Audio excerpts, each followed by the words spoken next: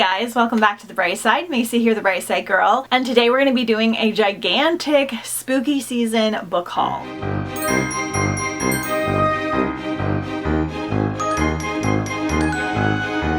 I'm filming this video a little bit in advance and we are still transitioning over here, so I have spooky decor, mermaid decor, and everything kind of all blended together at once. But I have over 35 books to share with you today for this spooky season book haul. These are books that I think are perfect for fall, spooky season, Halloween time. Obviously you can read them any time of year, but I try to save certain ones for fall time, specifically witches, vampires, all kinds of stuff like that. And this is a collection of all the ones I have found since last year's spooky book haul, which I will put down below in the description. I will have another version of this coming out in October for anything that I have found in between now and then, as well as a spooky special edition book haul for some special edition books that I have gathered as well. All of these I have found at used bookstores, library book sales, Book Off, Target sales, Bookoutlet, things like that. I almost never pay full price for books because I'm able to find books so cheaply where I live, as well as hit up the different sales and all that kind of stuff. I am also a Bookoutlet ambassador, so I have a little code that you can get $5 off your first order that I will link down below in the description. This is a place that gets backlisted books that you can order online, and honestly sometimes they get stuff that's like less than 4 months old, so you can get brand new books that just are left over from Barnes & Noble, Target, all of those places, and they have excellent choices and it's constantly changing. I get a ton of my books from them. Usually they're anywhere between $5 to $10, so a pretty heavy discount, so I'll link all of that down below. I don't make any money from them, but they'll send me a little gift card if people use the code, so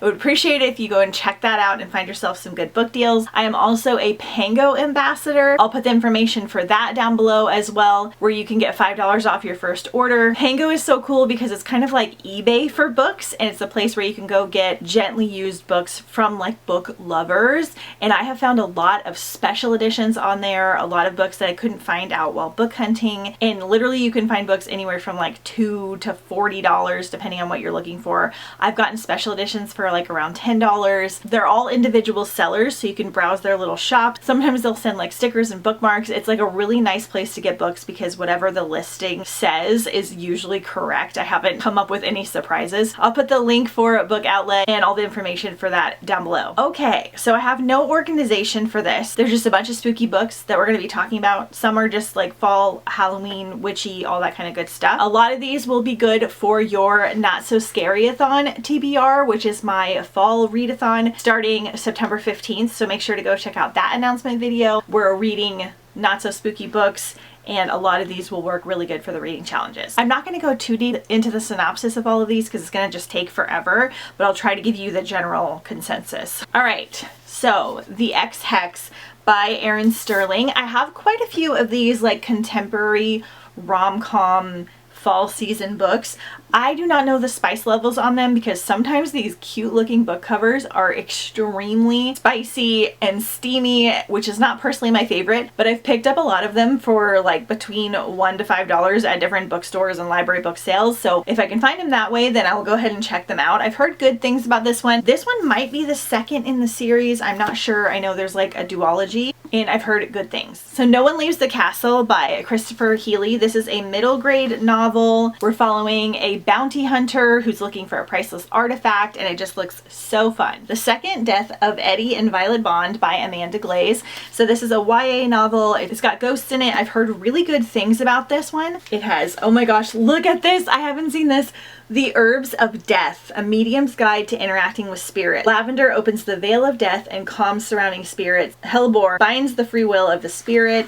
Oh my gosh, this is so fun. And this is just the regular edition. This one's set in Sacramento in 1885, and it's following mediums. So I think I'm definitely getting to this one sometime soon. These Witches Don't Burn by Isabel Sterling. I believe, again, this is a YA novel. I actually found this one at a little free library. So Hannah's a witch, but not the kind you're thinking of. She's the real deal, an elemental with the power to control fire, earth, water, and air. But even though she lives in Salem, Massachusetts, her magic is a secret that she has to keep to herself. Go Hex Yourself by by Jessica Clark, another rom-com. I think this one is also adult, by Jessica Clare. So when Reggie Johnson answers a job ad in the paper, she's astonished to find that she's not really applying for work at her favorite card game, Spellcraft, the Magicking. Instead, she is applying to be an actual familiar for an actual witch, as in real life magic. So that sounds super fun. Okay, I have 2 indie books. One was sent to me by a sweet friend, and that is The Cupcake Witch by Melanie Karsak. I am so excited to read these. They're like little novellas. I need to get the first one because this is the second in the series. I'm not sure if they're connected, but I know they're like little witchy series books that are supposed to be cozy and delightful. And then I also got sent the Vintage Medium from Melanie herself because she donated a book for Mermaid Marathon and then sent me this one for myself. That was so incredibly sweet because all the books that are sent to me for the giveaways I obviously use for the giveaways, but she said keep this one for yourself. So that was really fun because I love her. She's one of my favorite indie authors and they're just super cute. So I'm going to get to these really soon. Dread Nation by Justina Ireland. So this is set during the Civil War and is about zombies. So I'm not sure if they're using the zombies as the reason for the Civil War or what's going on, but I love this cover. It's just so dramatic and I've heard really good things about it. This is part of a YA series. Okay, horror movie by Paul Tremblay. I think I've read one book from Paul Tremblay and I loved it. I'm really nervous for this one because I don't like super scary books and you just never know with some of these thrillers. We're willing to try it. I know it's got nostalgic vibes because it's set in 1993 and a group of young guerrilla filmmakers spend 4 weeks making a horror movie, a notorious disturbing art house horror flick. But the weird part is only 3 of the film scenes were ever released to the public and it still grew a rabid fan base and there's only 1 surviving cast member. Super cool. Next we have Phantasma by Kaylee Smith. I actually did not plan on reading this one because I thought it was going to be way too spicy for me, but I found it for $2 at a library bookstore, so I was like, what the heck? And my friend recently just finished reading it and she said it is like a 2, maybe a 3 on the spice scale, but there's still plenty of like actual plot and things going on. My deal with the spicy books is I don't like when the only focus of the book is the characters wanting to get together. I want there to be like a solid plot, so I don't mind if there's some spicy scenes sprinkled in. This one has like a spooky dark competition and she said it was really good, so I'm excited to try it out. Also from Melanie is Wolves and Daggers. I got this one in a Boo basket last year from some friends. I actually read this one last year. It's the first retelling novella in her Red Riding Hood series. So Red Riding Hood is like a werewolf hunter and there's like a whole Red Cape society and there's 6 of them. So I need to reread this and continue on because I really enjoyed it and this is the first one. Long Live the Pumpkin Queen by Shay Earnshaw. I actually also picked up the sequel recently, but it will be in my special edition book haul. This of course is kind of a reimagining continuation of The Nightmare Before Christmas from Sally's point of view, but after the events of The Nightmare Before Christmas. I actually wound up loving this one and I was nervous for it. I thought Shay did a really good job capturing the essence of Sally, the essence of the story in general. It was really fun. I'm excited to read the sequel and I really liked the audiobook narrator for this one as well. Vampires in the Lemon Grove and Other Stories. So I just loved the title of this one and I picked up like this ex-library copy. This is an anthology with just different stories. I don't know if they're all going to be like spooky, but there's a vampire one in here, so I wanted to include it. We have Loot by Jennifer Thorne. This is kind of a summer-ween pick that I've been wanting to read for a while. It just has the coolest cover. Set on the idyllic island of Lute, every 7th summer, 7 people die, no more and no less. The Spellbook of Katrina von Tassel. This is a reimagining of Sleepy Hollow from Katrina's perspective, and I love Sleepy Hollow, so I'm really excited to check it out. Plus this cover is just giving everything I want for this time of year. An Affair of Poisons by Addie Thoroughly. This one's a little bit more of a royalty read, but I am in such a plant type of mood. I've been reading a lot of books with plants, especially poisonous ones. So after unwittingly helping her mother poison King Louis XIV, 17-year-old alchemist Mirabelle Monvoisin is forced to see her mother's shadow society in a horrifying new light. They're not the heroes of the people as they claim to be, but murderers. So a little bit of a retelling possibly as well. It just sounds so fun. Special Topics in Calamity Physics by Marisha Pessl. I ordered this one from Pango last year because I have been wanting to read it. One of the only Marisha Pessls I haven't read yet. I absolutely love her Neverworld Wait as well as Night Film, 2 of my all-time favorites. elements. They're not scary at all, but they have those darker gothic elements for fall. And this one has to do with like dark academia and murder, and it just sounds so cool. Starling House by Alex E. Harrow. So I've heard really good things about this one. I dream sometimes about a house I've never seen. Opal is a lot of things: orphan, high school dropout, full-time cynic, and part-time cashier.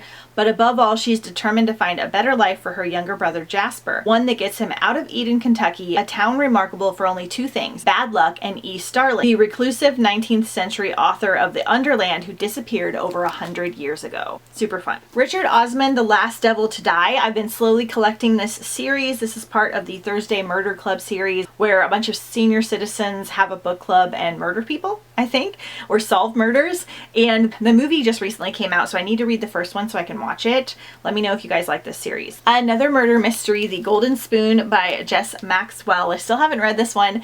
This one's supposed to be like Great British Bake Off, but with a murder in it. There's like a baking competition, and then a murder happens, and a bunch of contestants are all together, and it sounds so cool. Kiss Curse by Erin Sterling. So this is the sequel to the X Hex. I did find both of them. Again, this is like a witchy rom-com. It looks super adorable. Okay, a couple I got that I need to reread. So The Diviners by Libba Bray. I found this like original edition, old school style for $1. This remains one of the scariest books I have ever read, but at the time I had not read very many darker things. It is definitely super creepy though, and I've heard a lot of other people say the same things, especially for a YA book. It's part of a series I never continued on, but I'm debating on it now. The audiobook was super creepy. It's got ghosts and divination and cults and a bunch of different things going on. It's set in the 20s. It is extremely well done. So I think I want to give it another shot and see if I want to continue on, because it was just really well done, and it still kind of sticks with me because of how much it kind of freaked me out. Another one is Anna Dressed in Blood and Girl of Nightmares. Again, I found these both for $1. Anna Dressed in Blood was a little bit more gory and contemporary than what I wanted. It's not overly that way. I'm just a baby. But I love Kendar Blake's other books, and I'm a little bit more of like a gothic horror girly now, so I think I'm gonna give them another shot, because honestly these covers are so freaking beautiful. So we're gonna try it. We have a middle grade, The Accidental Afterlife of Thomas Marsden. This is the cutest cover ever. Grave robbing is a messy business, and it's a bad one. And for Thomas Marsden, on what was an unremarkable spring night in London, it becomes a very spooky business. For lying in an unmarked grave and half covered with dirt is a boy, the spitting image of Thomas himself. Super fun. Next, we have the entire Not Even Bones Market of Monsters trilogy.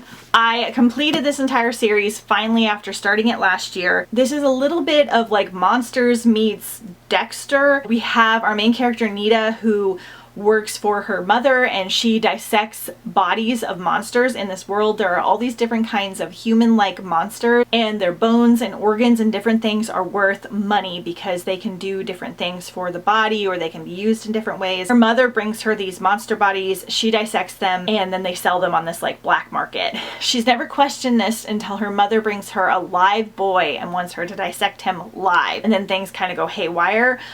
This is a darker series. I'll link my final reading wrap up, I think it was in August, down below in the description, because I finally finished it. I really enjoyed it overall because it was so unique, but it is much more gory and dark than what I normally prefer. Like, this is actually like a dark read. There is some really cool friendships in here. The characters are extremely morally gray and sometimes hard to root for, but the monsters in the world and everything are so unique. I believe this is set in South America, which was also super unique. So I still recommend this one because it is just so different than anything I've read, but just know this is in no way a light read, and it can sometimes feel heavy at times, but I have them all now. I found this one at the library bookstore, and then I got these off Pango. The Nightmare Before Christmas by Megan Shepherd.